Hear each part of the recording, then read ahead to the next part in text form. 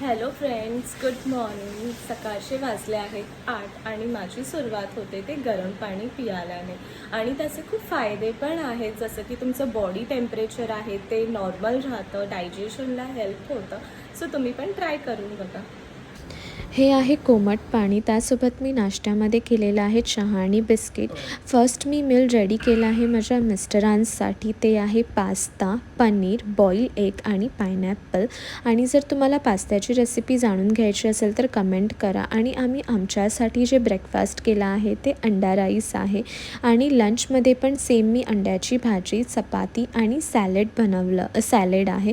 आणि सॅलेड हे खूप इम्पॉर्टंट असतं. त्याच्यामध्ये तुम्हाला फायबर भेटतं, तुमची डायजेस्टिव्ह सिस्टम आहे ती इम्प्रूव्ह होते. आणि सेम मी लंचमध्ये पण मिस्टरांसाठी माझ्या राईस, चिकन आणि सॅलेड आहे. चिकन जे आहे ते खूप कमी ऑइलमध्ये बनवलं आहे. त्याच्यामध्ये फक्त कांदा आणि टोमॅटो ॲड केलेला आहे. आणि आता संध्याकाळचे 7 वाजले आहेत, सो मी बत्ती लावत आहे.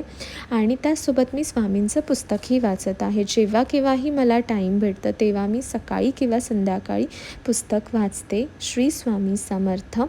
आणि आत्ता स्नॅक्स टाईममध्ये मी बनवत आहे मखाने. आणि मखाने जे आहे ते मी रोस्ट करून घेत आहे तुपामध्ये. सो तुम्ही पण ही रेसिपी ट्राय करा, खूप छान लागते. आणि तसंच आमचं जे डिनर आहे ते सिम्पल आहे.